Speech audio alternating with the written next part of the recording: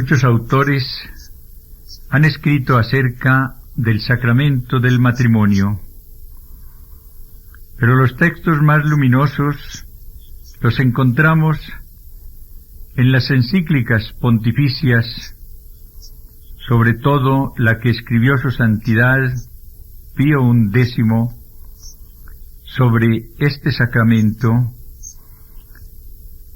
los grandes documentos de Pío XII,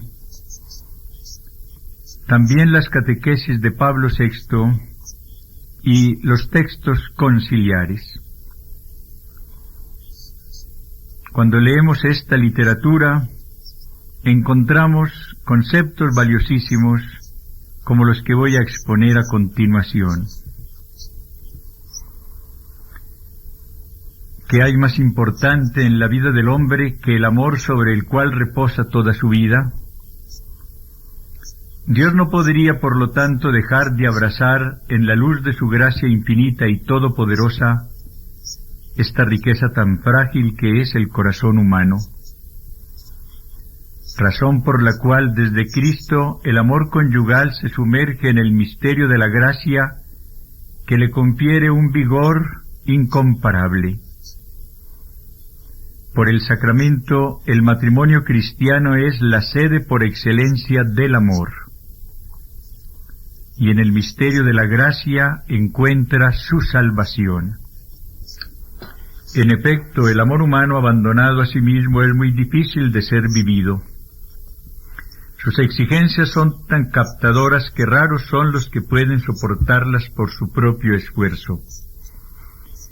Por este motivo muchos reflexionan sobre el peso conyugal y finalmente se resignan a renunciar a la felicidad. Pero templado en la gracia como el acero en el fuego, el amor se fortifica, crece hasta el punto de alcanzar una dimensión que sobrepasa los sueños demasiado cortos del hombre. Lo que parecía imposible se hace realidad. En la medida en que el matrimonio es un sacramento, el amor nace para la eternidad. Los esposos que penetren este misterio y construyan su unión en la fe, asentarán sobre la sólida roca de la certeza sus promesas, sus compromisos y sus esperanzas. Al mismo tiempo descubrirán que hay una lógica del amor que es terriblemente exigente, y aportándole su apoyo, el sacramento trazará el camino que deberán seguir, a través del cual descubrirán la felicidad. La descubrirán y la encontrarán. Realmente la presencia de la gracia será simultáneamente fuerza, esperanza, socorro, pero será también exigencia, pues Dios, cuando ofrece su apoyo, siempre llama al hombre a que se sobrepase a sí mismo. Nada más cierto que esta consideración de un autor moderno. El don del amor es como cualquier otro don.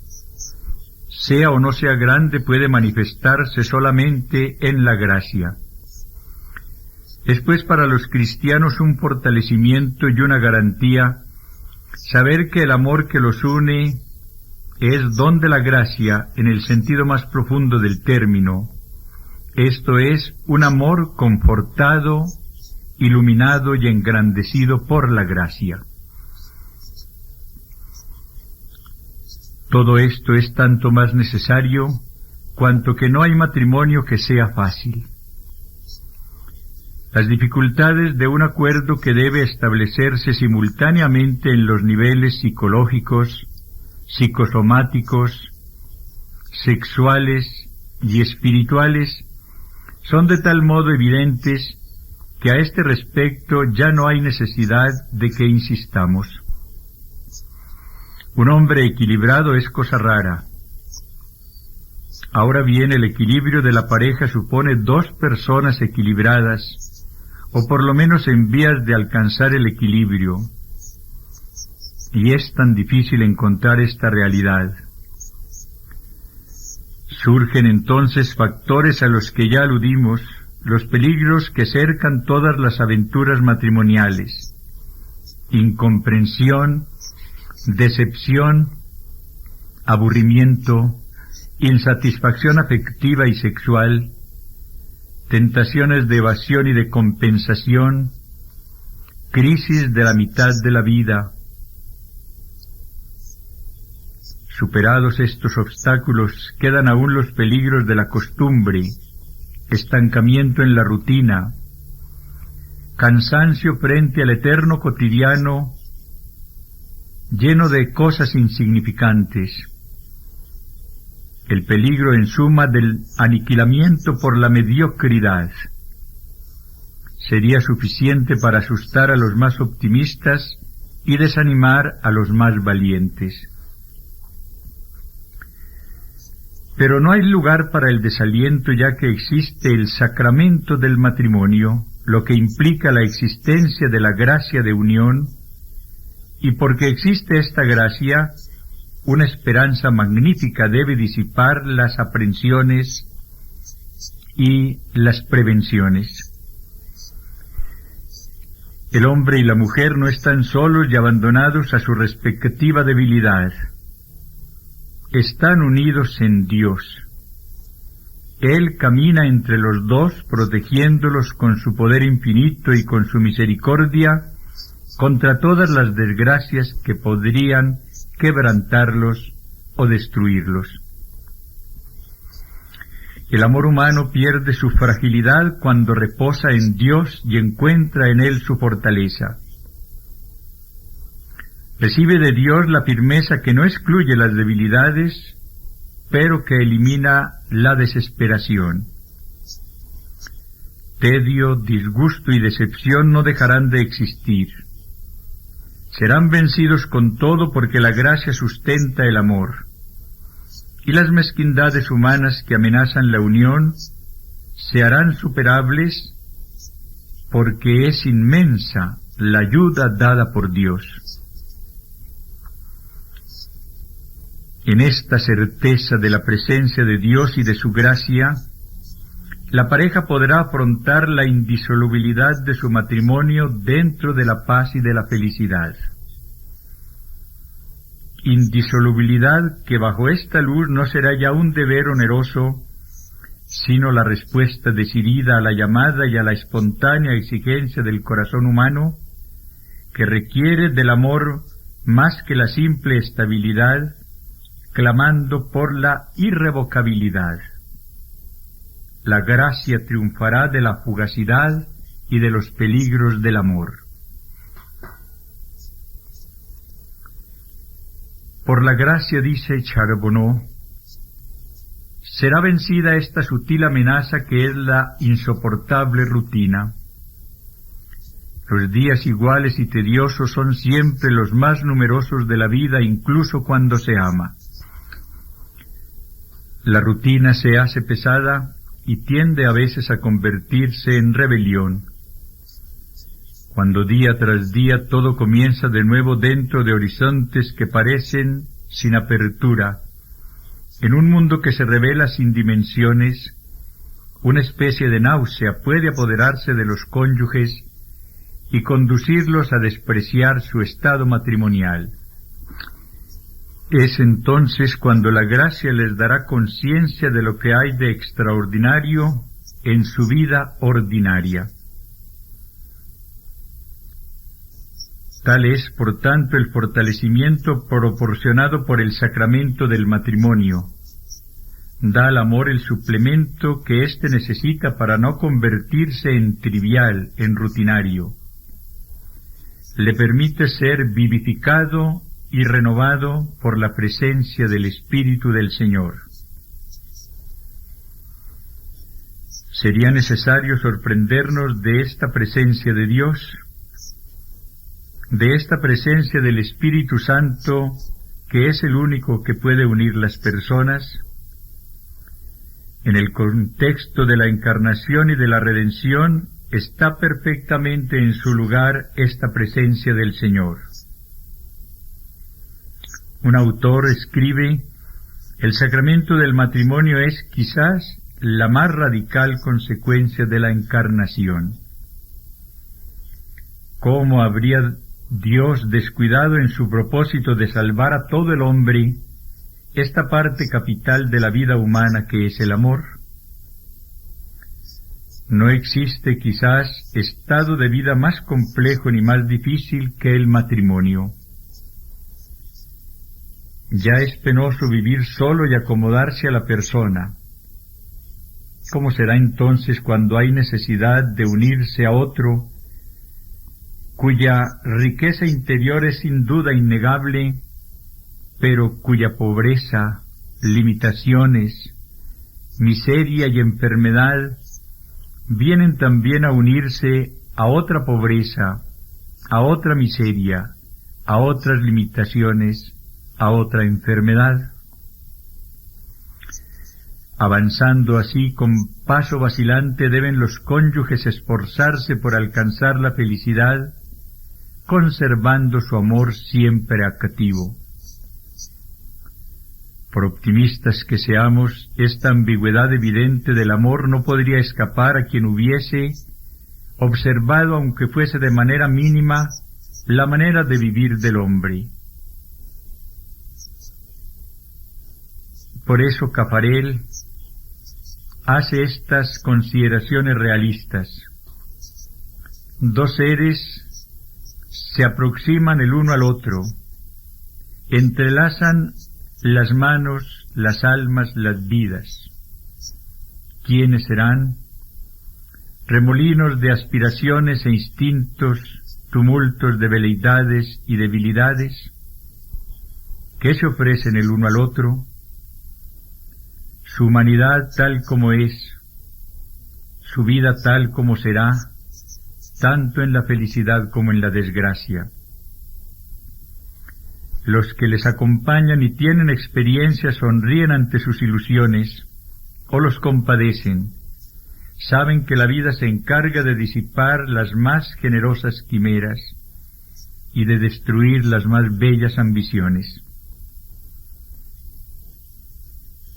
No existe, además, la interminable lista de rupturas que cotidianamente constituyen los temas de crítica, conversación, y acaban por dar la impresión de que el amor nace para morir enseguida. Esto es lo que aparece. Sin embargo, encontramos la realidad estupenda de tantos hogares firmes, la unión indisoluble de tantos esposos que a través de años y años se han sostenido con el amor del Señor. El amor es una necesidad para el corazón del hombre, una necesidad congénita, pues desde su creación quiso Dios darle una compañera porque no era bueno que estuviese solo.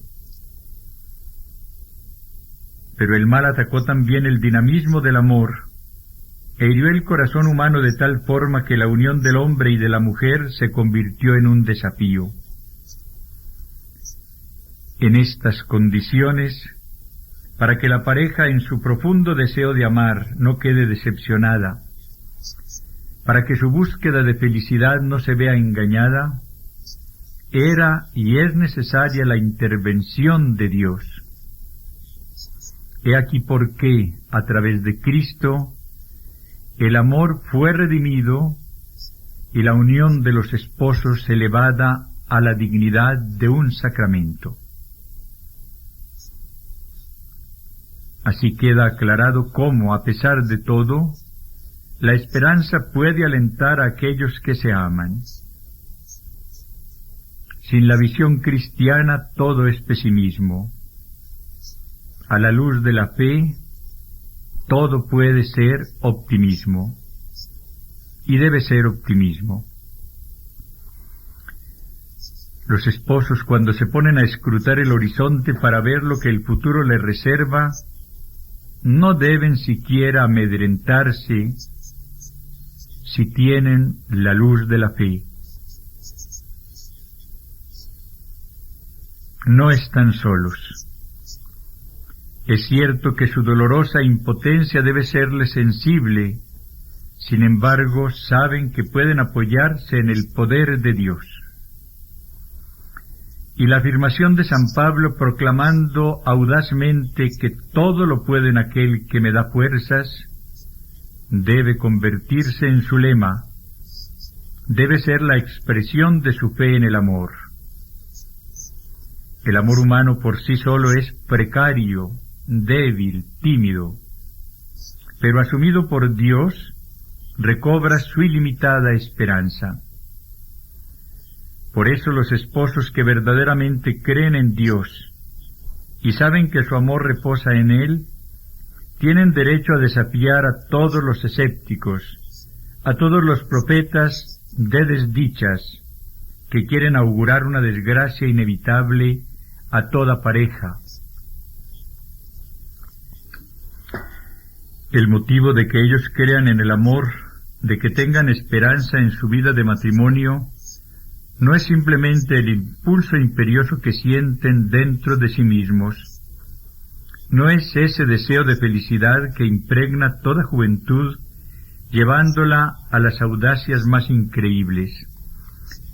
La razón de que tengan esperanza en el amor, en su matrimonio, en su futuro, es Dios.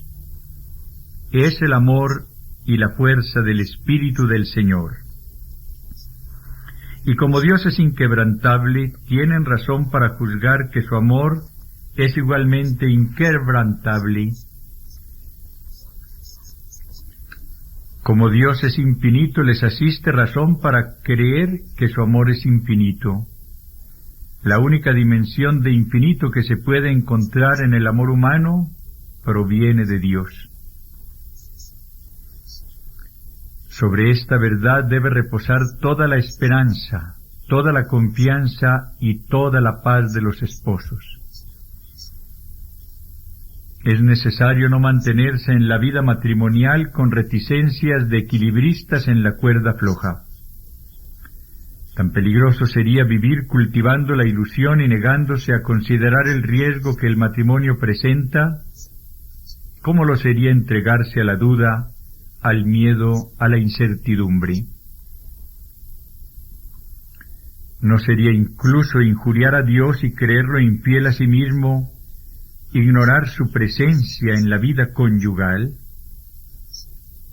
Decir que el matrimonio es sacramento no es afirmar otra cosa que esta constante presencia de Dios entre esposo y esposa para la mayor solidez de su amor. He aquí, por lo tanto, cómo los esposos han de encontrar fuerza, unidos ante Dios, para así sellar el amor en su gracia. Recordarán esta exclamación de San Pablo: ya no vivo yo, es Cristo quien vive en mí. No están abandonados a sí mismos. Cristo habita en ellos por su Espíritu, y a través de su gracia anima su amor. La misión del Espíritu Santo es unir personas. Une al Padre y al Verbo en la Trinidad. Une a Cristo y a su Iglesia. Une a las personas humanas entre sí. Y une con este vínculo maravilloso al hombre y a la mujer que se unen en la vida matrimonial. El amor cristiano, con tal que se mantenga siempre fiel a sí mismo y a Dios, encuentra la vida en la gracia matrimonial y una vida abundantísima. Allí donde todo representaba un peligro, todo se transforma, y para la pareja fortalecida por la gracia, en manantial de confianza y de certeza. Obviamente la indigencia humana no desaparece por completo. Las limitaciones humanas perduran, pero la abundancia divina corrige todos estos defectos.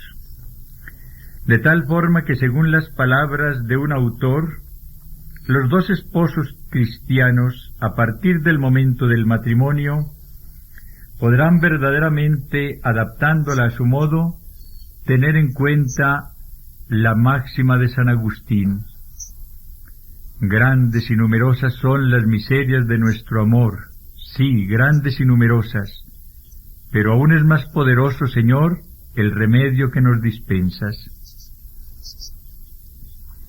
Tal es el origen del optimismo cristiano ante el matrimonio. Todos nosotros debemos compartirlo, pues no podemos creer en Dios y en Cristo sin que al mismo tiempo tengamos fe en el amor humano y en la pareja. Todos los que se entregan a la fundación de un hogar deben hacerlo a la luz de la esperanza en el poder, en la fidelidad y en el amor del Señor.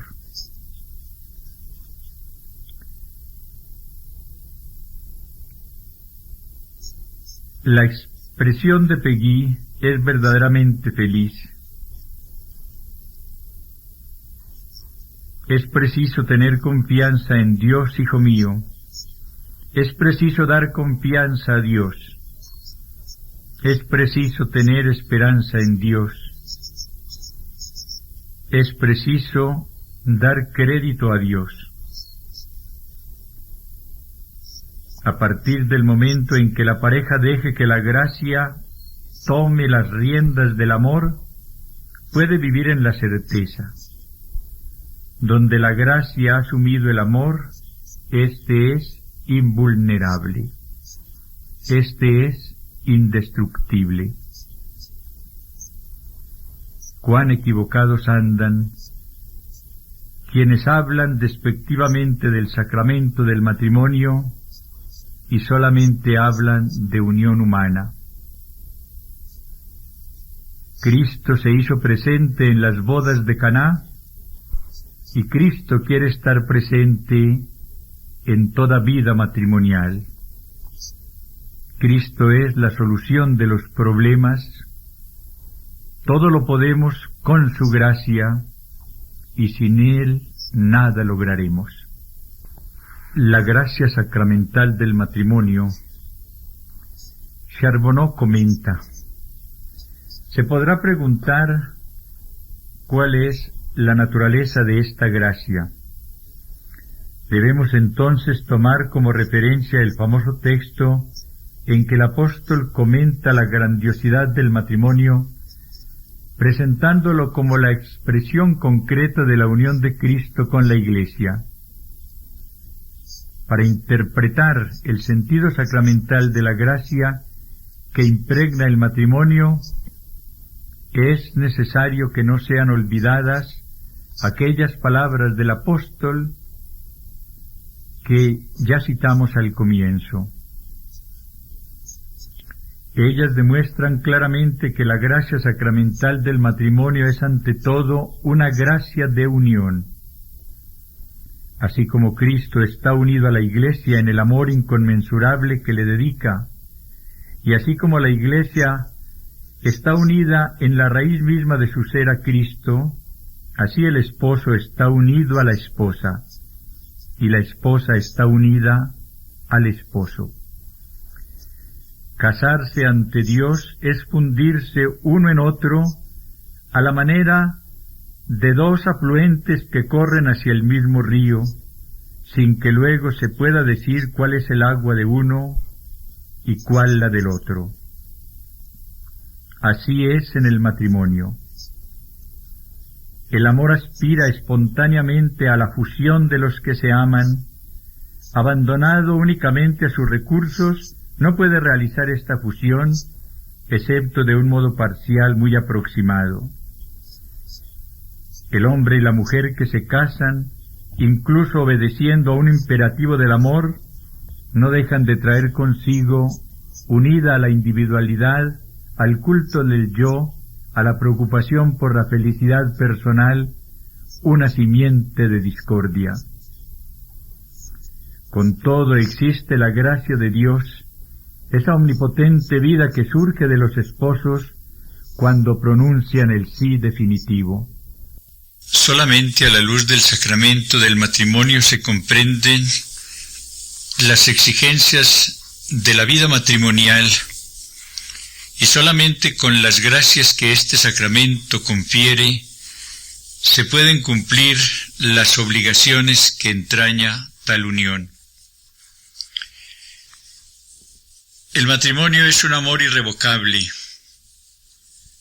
Cualesquiera que sean las situaciones, sean cuales fueren los equívocos o las tentaciones, el amor humano preservará sus derechos y la esposa permanecerá vinculada al esposo. Serán como el alma y el cuerpo unidos mientras haya vida. Su unión se construye según la imagen de la unión de Cristo con la Iglesia. Ahora bien, esta unión de Cristo con la Iglesia es irrevocable. El Señor lo afirmó con un énfasis tal que no deja de causar admiración y permanece actual. Ni incluso las puertas del infierno han de prevalecer contra su Iglesia. Como la unión de los esposos es comparable a aquella, se tiene derecho a concluir que la misma promesa es válida en relación al matrimonio. Nada o nadie podrá disolverlo. Es un sí que no se puede romper después de haberlo pronunciado. Un sí que ni hombres ni ángeles pueden deshacer. El amor humano firmado en el matrimonio es sancionado por Dios para toda la vida. No puede dar ya marcha atrás, como no lo puede el tiempo. El amor hecho sacramento es, por consiguiente, irrecusable. Tal es la unión entre las personas vinculadas por el matrimonio que jamás podrá ser disuelta, no importa cuál sea el pretexto que se alegue. La gracia del matrimonio consiste exactamente en conceder a los esposos la fuerza deseada para poder seguir siempre adelante y para amarse cada vez más. Les permitirá volver a encontrarse después de las inevitables disparidades, después de los conflictos pequeños o grandes que componen el lote de toda vida en común, más sólidamente unidos que nunca. En la gracia del sacramento los esposos encontrarán la fuerza, la estabilidad, la madurez de su amor.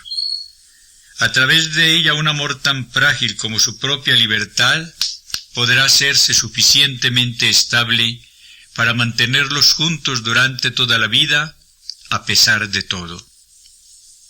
El matrimonio exige un amor fiel.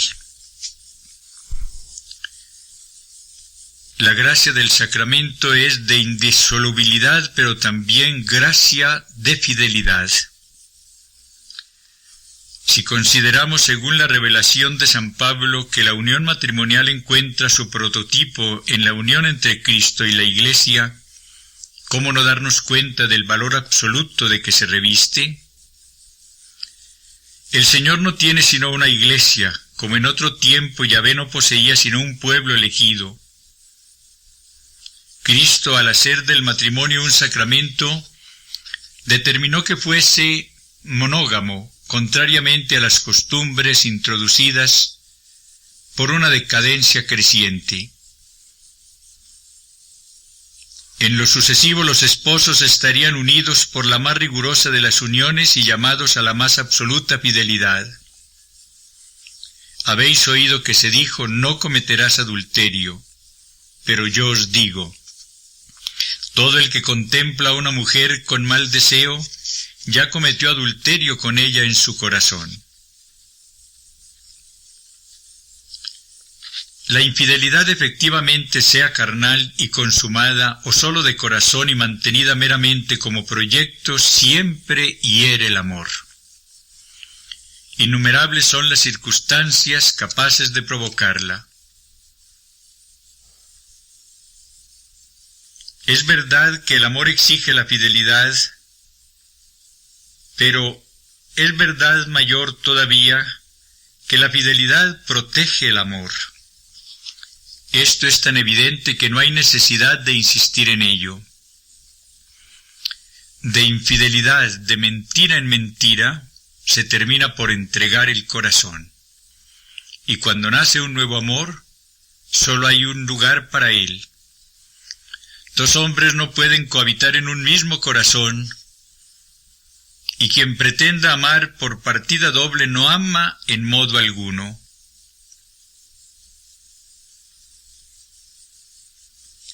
Un amor nuevo excluye el amor antiguo. Un autor dice: cuando se ama a otro hombre, aquel a quien se amó produce asco. Y lo mismo podría decirse: cuando se ama a otra mujer, aquella a quien se amó produce asco. Así, todo matrimonio que quiera sobrevivir como tal, que pretenda velar por su hogar, debe mirar cuidadosamente por su unidad. Los matrimonios que se aman no dejan que nadie se interfiera entre ellos, por temor a que el amor se disuelva en infidelidad. Y esta es la tragedia que estamos viendo con dolor ahora, cada día. Sin embargo, esta fidelidad no debe concebirse como perteneciente exclusivamente al orden de lo sexual. ¿Cuántas personas se imaginan que son fieles solo porque no entregan su cuerpo, pero entregan su corazón y viven en la más grave de las infidelidades, la del corazón? Ser fiel al cónyuge quiere decir, antes que nada, reservar el corazón para él. Hay que ser fiel al propio amor. Se trata de velar atenta y constantemente por el amor. Es infiel, de hecho, todo el que se olvida de amar como debería, y quien deja que su corazón sea invadido por cualquier preocupación, por noble que sea, menos la de renovar su amor.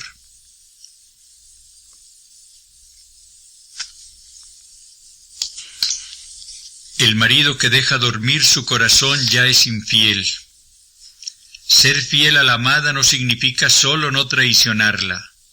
Sobre todas las cosas significa que se la ama a ella cada vez más y que llena todo el corazón. Esta fidelidad del corazón engendra la fidelidad de la mente. Donde está tu corazón, debería decirse, ahí se encuentra tu espíritu. El Evangelio no podría formular más exactamente las exigencias de la verdadera fidelidad cuando nos advierte que aquel que mira a una mujer con mal deseo ya es adúltero en su corazón. No se trata aquí de empujar hacia los escrúpulos, pero hay que reconocer que con frecuencia el proceso de la infidelidad es mental. Esto es particularmente verdad en el caso de la mujer. El adulterio efectivo le repugna. Cierta cualidad moral, las censuras sociales, el miedo a las complicaciones, son barreras que le impiden practicar la infidelidad carnal. Pero ella se entrega a un juego del espíritu en el que lo fértil de su imaginación, la solidez de su memoria, le sirven de apoyo para maquinar aventuras que no vivirá jamás, pero con las cuales sueña mucho. Esta actitud es indudablemente nociva. La fidelidad exigida por el amor no debe, por lo tanto, ser meramente exterior. Cuando se vive en estado de represión exacerbado por el pensamiento, se está condenado al desequilibrio. La fidelidad auténtica, además de cordial, debe ser mental. No es necesario demostrar ni decir que la fidelidad debe ser también carnal. El amor humano, complejo como la misma naturaleza del hombre, compromete cuerpo y alma. La unidad no es sólo interior, también es carnal. Del matrimonio se dijo, serán los dos una sola carne. Lo encontramos ya en el Génesis y lo repite el Señor en el Evangelio de San Mateo. Como el amor espiritual y carnal a la vez, así será la fidelidad conyugal. Efectivamente, sería una pérdida de tiempo pretender salvaguardar la fidelidad interior cuando se practica el adulterio. En ese curioso razonamiento se refugia gran número de hombres que traicionan a sus esposas. Con el pretexto de que su corazón está intacto y de que no le quitan en lo más mínimo el amor debido a su mujer, se otorgan el falaz y destructivo derecho de la infidelidad sistemática. El amor y la fidelidad que nace de él deben seguir el mismo camino. Y como el amor, la fidelidad debe ser carnal. Quien ama guarda su cuerpo lo mismo que su corazón para el ser amado. Además, no se da nunca algo de su carne sin dejar también en ella algo del alma, algo del corazón. A la fidelidad interior debe por tanto agregarse la fidelidad exterior para que se defienda plenamente el amor y la unidad conyugal. Los que se niegan a la fidelidad integral están condenados al desamor. Los que se entregan al adulterio pierden toda la verdadera libertad del amor. ¿Cómo volverán a su cónyuge después de haberle engañado y de haber dilapidado su amor profanando su corazón, después de haber dado su cuerpo?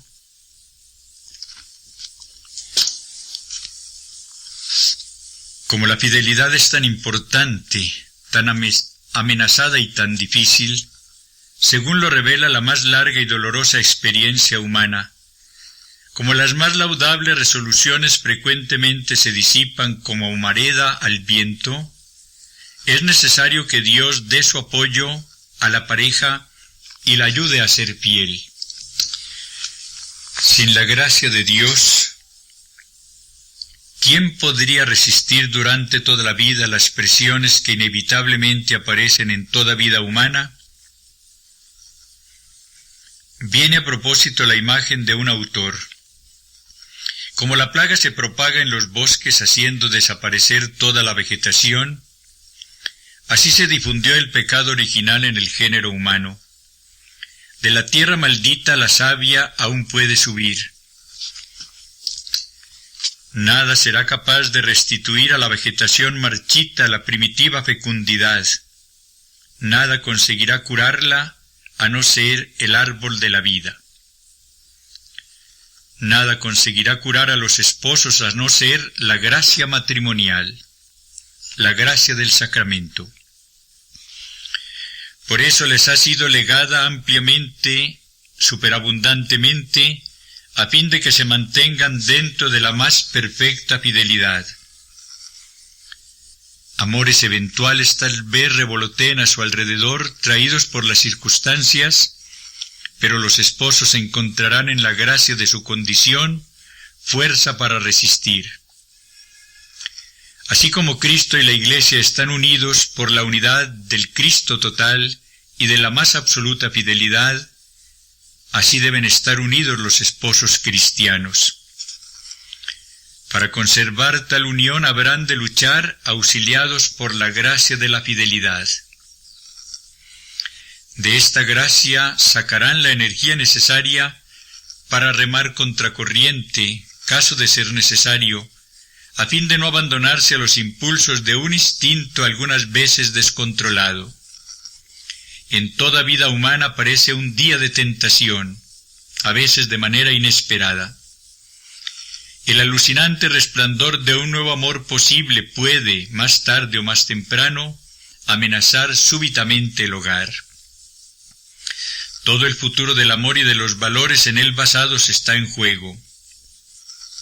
En esas horas de peligro, cuando todo se bambolea, en esos momentos de pánico en que uno de los cónyuges es invadido por los deseos más contradictorios, es preciso volver hacia Dios y confiar en su gracia. Porque es entonces cuando ésta se ofrece para mantener unido el hogar amenazado, guardar de nuevo el amor como prometido, defender la unidad contra los peores asaltos.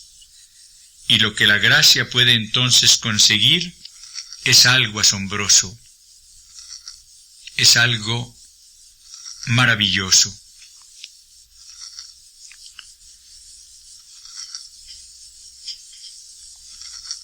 La gracia sacramental del matrimonio se presenta como un amor generoso, gracia de unión y de indisolubilidad en el amor, al encontrarse éste enriquecido con todo lo que le es necesario para durar hasta el fin, gracia de exclusividad en el amor, al hallarse éste desde ese momento dotado de una fuerza tal que podrá resistir a todas las solicitaciones que amenazarían introducir una tercera persona entre los dos esposos. La gracia matrimonial hará esto y mucho más. Atacará la misma fuente de todos los males que amenazan al amor, el egoísmo. Para la pareja, ya lo afirmamos anteriormente, no podría haber enemigo más pernicioso que el egoísmo. A partir del momento en que consigue infiltrarse en el alma de cualquiera de los dos o de ambos simultáneamente, a partir del instante en que consigue instalarse para reinar, soberano, se verifica la muerte del amor. Un análisis concienzudo revela en efecto que el amor es esencialmente entrega basada en la abnegación, en la renuncia y en el sacrificio. Solamente se encuentra en el matrimonio la verdadera alegría con la donación personal. Quien allí solamente quiere recibir, no consigue nada. Nada tan estéril para la alegría verdadera y para el amor como el egoísmo. El egoísmo está tan profundamente anclado en lo más íntimo de nosotros, nos atormenta tanto, de tal manera nos posee, que lo más bello dentro del amor constantemente se arriesga a ser destrozado por él. He aquí por qué Cristo concede a los esposos una gracia de caridad, una gracia de amor, expresada en magníficas posibilidades de olvido de sí mismo y de generosidad.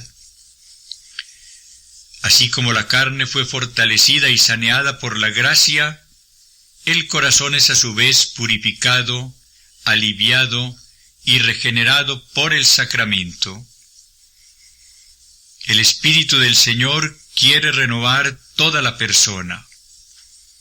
Quiere renovar la mentalidad, quiere renovar el cuerpo, quiere renovar el corazón. Es el único que puede prometernos, como lo hizo por medio del profeta Ezequiel, cambiar nuestro corazón de piedra duro, egoísta e insensible por el corazón de carne, capaz de recibir el amor y de comunicar el amor. La unión entre marido y mujer, imagen de la existencia entre Cristo y la Iglesia, deberá ser repetición de ese gesto maravilloso de la entrega. Así como la unión entre Cristo y la Iglesia fue realizada con indisolubilidad y fidelidad, la unión de los esposos debe ser llevada a cabo con unidad e indisolubilidad, conforme a lo dicho por San Pablo. Y de la misma forma, así como la unión de Cristo con la Iglesia se realizó bajo el signo de una caridad, de un amor que llevó a Jesús hasta la cruz, también debe la unión entre hombre y mujer efectuarse bajo el signo de un amor que llegue hasta la cruz. El amor mutuo de Cristo y de la Iglesia, lejos de ser un amor tranquilo, es un amor marcado por la señal de la cruz. Los esposos reciben la abundante y admirable gracia sacramental, pero tienen que prestar su cooperación a esta gracia. La gracia de Dios conmigo, escribió el apóstol San Pablo, Es en esta colaboración entre el hombre y Dios como el amor asume su verdadera fisonomía y adquiere sus justas proporciones. Deja de ser entonces una aventura cualquiera, abandonada a los azares de un futuro imprevisible y de dos libertades vacilantes. Se transforma por el contrario en la alianza de dos seres apoyados en la fidelidad divina, que se entregan bajo su signo a la fidelidad recíproca total hasta los límites de lo posible. En la gracia del sacramento el amor se hace absoluto, porque a través de ella participa del amor de Cristo y de la infinita grandeza de Dios. Entonces el hombre y la mujer ya no se encontrarán más a solas, sino que como los discípulos de Maús, siguen su camino en compañía del Salvador. No es sorprendente que se sientan siempre ardorosos y que se consuman en el amor y en la felicidad. Y no por eso deja la vida de presentar altibajos. Las penas no son abolidas, tampoco los sufrimientos son suprimidos, ni las decepciones sofocadas o los peligros exterminados. Todos los tropiezos contra los cuales el amor humano pueda chocar y romperse permanecen aún. Está poseído, sin embargo, de esa fuerza divina que le posibilita el seguir siempre adelante, sin dejar lo mejor de sí mismo enredado en las zarzas que bordean el camino.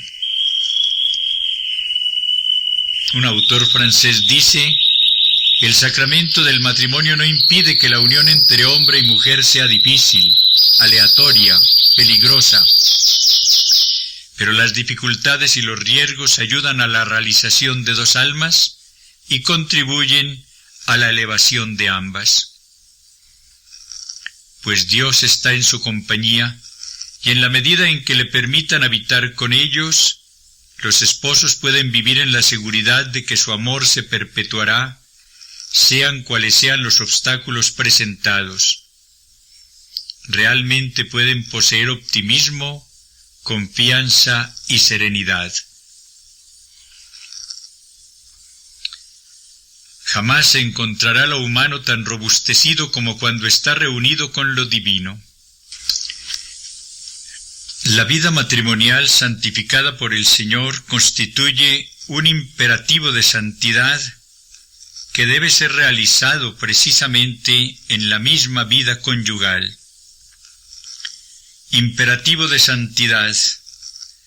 La expresión no debe asustar a nadie, pues nada hay más falso que pretender que la santidad, tanto como realización que como exigencia, sea privilegio exclusivo de algunas personas. El Concilio Vaticano II, en la Constitución sobre la Iglesia, nos dejó un capítulo maravilloso que tiene como título Vocación universal a la santidad en la Iglesia. Todos los cristianos desde el bautismo estamos llamados a la santidad, y todos debemos buscarla y encontrarla en el estado en el cual el Señor nos haya colocado. Si de la unión conyugal se sustrae esta orientación que lleva hacia la perfección espiritual, se la priva de su objetivo principal. Pío X escribió en su maravillosa encíclica sobre el matrimonio lo siguiente: la actuación del amor conyugal no puede circunscribirse al sostenimiento mutuo. Su objetivo principal consiste en ayudar a los esposos a perfeccionar su vida sobrenatural. Sus cotidianas relaciones nos llevan a progresar siempre en la virtud y en el amor a Dios y al prójimo, lo que resumen la ley y los profetas. Todos los hombres, en efecto, sea cual sea su estado de vida, pueden y deben imitar el ejemplo perfecto de santidad dado en la persona de nuestro Señor, y con la ayuda de Dios alcanzar la cumbre de la perfección cristiana. Aquí terminan las palabras del Santo Padre. La unión conyugal, por consiguiente, no se limita al auxilio mutuo de orden natural, sino que se desarrolla teniendo como objetivo principal la santificación de los esposos. La gracia del sacramento es una invitación divina que Dios brinda a los esposos a fin de que se acuerden de alcanzar juntos la perfección y que trabajen unidos para obtenerla. En este sentido, el matrimonio constituye un imperativo de santidad.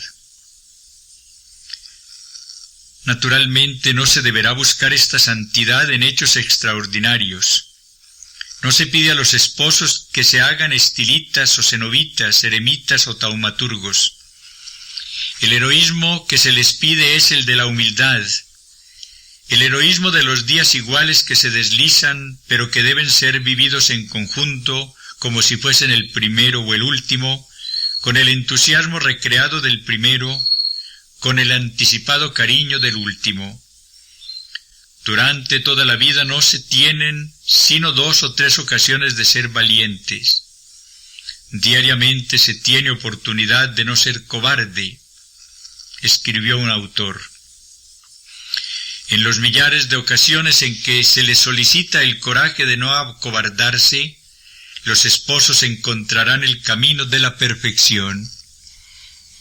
En el generoso cumplimiento de sus deberes propios a su estado, encontrarán medios constantes de santidad. Es necesario recordar que la santidad no constituye una hazaña. La santidad es la obra del Espíritu Santo en nosotros. La santidad es la manifestación del poder redentor de Cristo. San Francisco de Sales decía que la santidad se resume en florecer allí donde Dios nos ha plantado. Ahora bien, Dios planta a los esposos en el suelo del amor, que riega y fertiliza con su gracia. Allí deben florecer, por lo tanto. Quiere decir esto que para hacerse santos deben ser santos maridos y santas esposas. De otra forma se marginan de la voluntad de Dios, porque burlan su deber de Estado, esencialmente unido a la vida matrimonial. Hay que evitar en esto las equivocaciones. Hay quienes creen que la santidad se obtiene fuera de la vida del hogar, haciendo determinadas obras de apostolado únicamente, o llevando a cabo algunas prácticas de piedad. La vida matrimonial vivida según la voluntad del Señor y con la gracia de Dios es una fuente constante de santificación personal.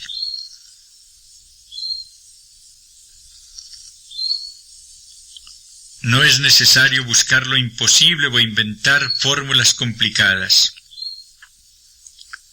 Para que sean santos deben ser buenos cónyuges los esposos, esto es, esposos perfectos en la medida de lo posible.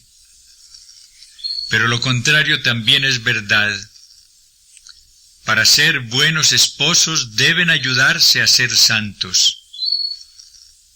Tal es la norma del amor. Este debe ser considerado esencialmente como el desear a ser feliz, tal como hemos hablado, y se proyecta más allá de las alegrías terrenas y alcanza la felicidad eterna. Pidamos en esta renovación espiritual al Espíritu del Señor que nos proyecte toda su luz y que nos lleve en todos los campos a la verdad plena. Oren los esposos para valorar con la luz del Espíritu la grandeza de su vocación y de su estado. Iluminen todos los días su vida matrimonial con la luz del Señor, con la claridad de su Espíritu. Pidan a este Espíritu de santidad la perfección en el amor, la mutua comprensión, la paciencia, la paz. Imploren las gracias necesarias para cumplir los deberes y trabajen juntos para hacer de la vida matrimonial un camino hacia la santidad, para hacer de la vida matrimonial un encuentro personal, pero un encuentro de los dos con Jesús, el Salvador de todo el hombre y el Salvador de todos los hombres.